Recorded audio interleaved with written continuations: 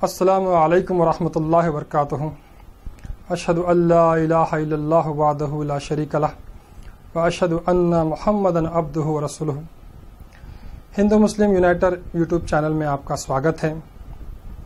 आज भारत देश में 2-3 दिन से एक बवाल मचा हुआ है कि एक मथुरा के एक मंदिर के परिसर में एक सहन में 2 मुसलमानों ने नमाज अदा की है, नमाज पढ़ी है, जिसको लेकर के बहुत मीडिया में बवाल किया जा रहा है और उन मुसलमानों पे केस बुक भी किया गया है। हम आज जानेंगे ये जो नमाज है, ये नमाज की वास्तविकता क्या है। त्रेता युग में श्री रामचंद्र जी से हनुमान जी पूछते हैं कि ओ रामा, मैं निराकार ईश्वर की प्रार्थना कैसा करूं। ये जो बात हम बता रहे हैं, इस पुस्तक का नाम है श्री राम गुरु बोधामृतम। ये तेलुगु ज़बान में है और विजयवाड़ा जो आंध्रा में लगता है, विजयवाड़ा की जो गवर्नमेंट लाइब्रेरी है, उस लाइब्रेरी में ये किताब मौजूद है और हमारे पास भी यहाँ पर मौजूद है। उसकी फ़ोटोकॉपी हम यहाँ पर बता रहे हैं। तो इस तरह उस पुस्तक में हनुमान जी श्री रामचंद्र जी से प्रश्न करते हैं कि हो रामा, मैं निराकार ईश्वर की प्रार्थना कैसा करूं। अगर मैं मिट्टी की मूर्त बना करके उसकी प्रार्थना करता हूं तो लोहा उसको तोड़ देगा, टूटता सा खुदा नहीं होता। अगर मैं लोहे की पूजा करूं तो लोहे को आग पिघला देगी, और मैं आग की पूजा करूं तो पानी उसको बुझा देगा। अगर मैं पानी की पूजा करूं तो हवा उसको उड़ा देगी, और हवा तो नज़र नहीं आती। फिर मैं कैसा प्रार्थना करूं, ये हनुमान जी श्री रामचंद्र जी से प्रश्न करते हैं। तो उस समय श्री रामचंद्र जी उत्तर देते हैं कि ए हनुमान, ये सृष्टि में देखो, ब्रह्मांड में देखो, हर चीज़, हर वस्तु परमात्मा की प्रार्थना में लीन है।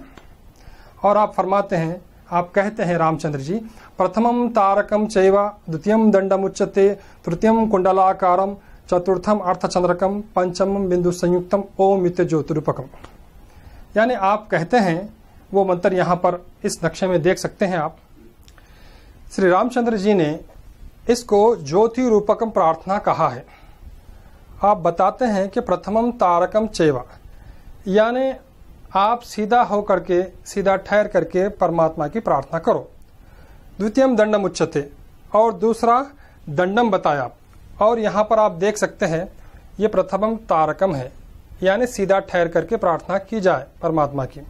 और द्वितीयम दंडम उच्यते, दूसरा दंडम में प्रार्थना की जाए। और तृतीयम कुंडलाकारम, तीसरा बैठ करके परमात्मा की प्रार्थना की जाए। और चतुर्थम अर्धचंद्रकम, चौथा आधा चांद होकर परमात्मा की प्रार्थना की जाए। पंचमम बिंदु संयुक्तम ओम इत्य ज्योतिरूपकम, और 5वां बिंदु संयुक्त, यानी इसको आप मेडिटेशन इंग्लिश में कहते हैं, और मुसलमान मुराकबा कहते हैं, और हमारे हिंदू भाई ध्यान कहते हैं। तो इस तरह यहाँ पर जो ठहर करके और दंडम में, कुंडलाकार में, अर्धचंद्र जो बताई गई है प्रार्थना, इस प्रार्थना को मुसलमान नमाज कहते हैं। जो ठहर कर जो प्रार्थना की जाती है, मुसलमान इसको ख़ियाम कहते हैं, यहाँ पर लिखा हुआ है ख़ियाम। और जो दंडम में प्रार्थना की जाती है, उसको मुसलमान सजदा कहते हैं। इसी तरह कुंडलाकारम में जो प्रार्थना की जाती है, इसको मुसलमान क़ायदा कहते हैं। और अर्धचंद्र स्थिति में जो प्रार्थना की जाती है, उसको मुसलमान रुकू कहते हैं। ये भाषा का भेद है। और हम जानते हैं कि सारा ब्रह्मांड पंचभूतों से बना हुआ है। पंचभूत में है अग्नि, वायु, जल, पृथ्वी, आकाश। तो इस तरह ये पंचभूत से पूरा ब्रह्मांड बना है। यथा ब्रह्मांड तथा पिंडांड। तो एक मानव के पिंड में ये तमाम भूत एक मानव के पिंड में मौजूद होते हैं। तो इस तरह यहाँ पर ये अग्नि का जो गुण है, वो सीधा ठहरना है। अग्नि को आप जला देंगे तो वो तारकम स्थिति में ठहर जाएगी, और पानी ऊपर से नीचे यानी दंडम स्थिति में बहते रहता है। और मिट्टी कुंडलाकार स्थिति यानी बैठी हुई होती है, और हवा अर्धचंद्र स्थिति में वो प्रवाह करते रहती है। तो इस तरह यहाँ पर यह बताया गया है कि सारा ब्रह्मांड इस नमाज में है।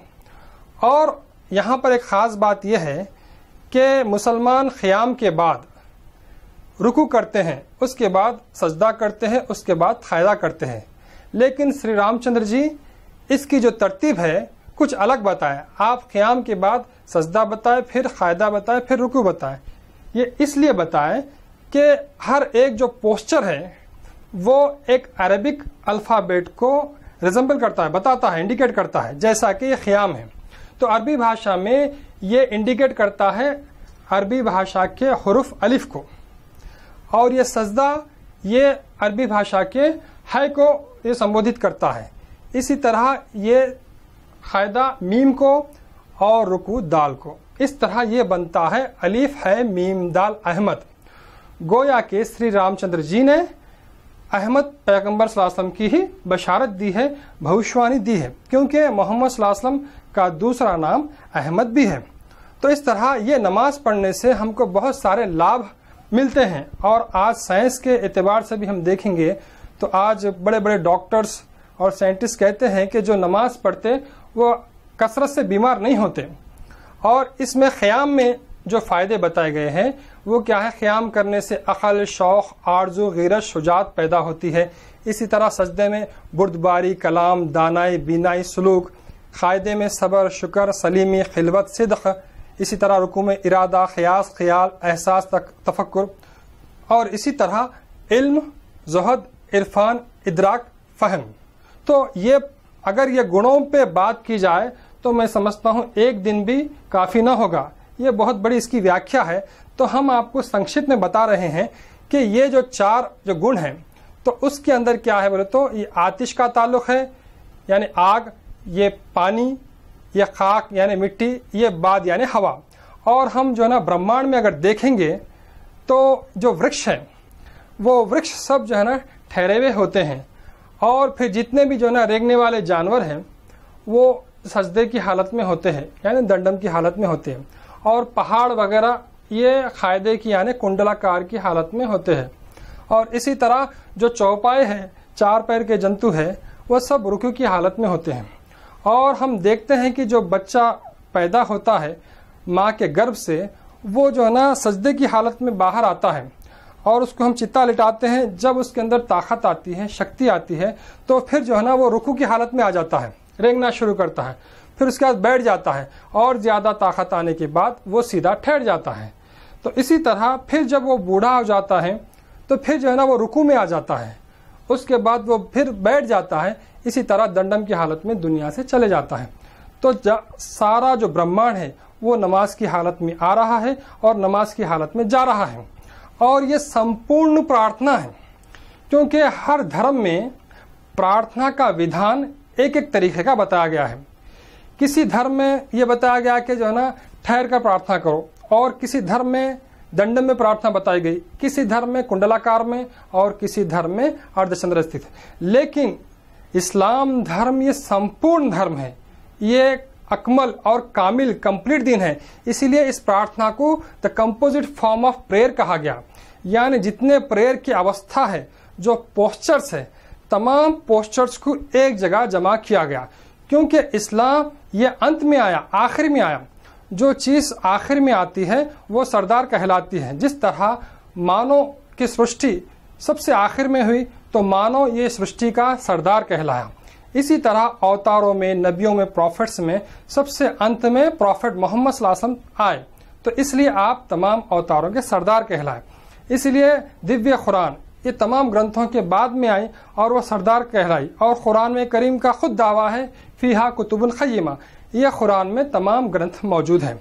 इसी तरह यहाँ पर जो प्रार्थना बताई गई है इस्लाम के अंदर, वो तमाम प्रार्थनाओं की जामे है। ये कंप्लीट और संपूर्ण प्रार्थना इस्लाम के अंदर बताई गई है। और ये रामचंद्र जी बताए, और वेद व्यास महर्षि जी जो महासंकल्पम संध्या वंदन आपने लिखा है, उसमें 16 मंत्र हैं। उसके 16वें मंत्र में श्री वेद व्यास महर्षि लिखते हैं, प्रातः मध्यानिका सायं संध्या उपासिशे नमः नमः नमः। तो ये 5 वक्त जो नमाज पढ़ते हैं मुसलमान, उसका वर्णन संध्या वंदन में भी दिया गया है कि फजर, जोहर, असर, मगरिब, ईशा। इसी को संस्कृत भाषा में कहा गया प्रातः, मध्याह्निका, सायं, संध्या, उपासिशे। तो ये सिर्फ और सिर्फ भाषा का भेद है। तो इस तरह हमको चाहिए कि आज भारत देश को स्वर्ग समान करें।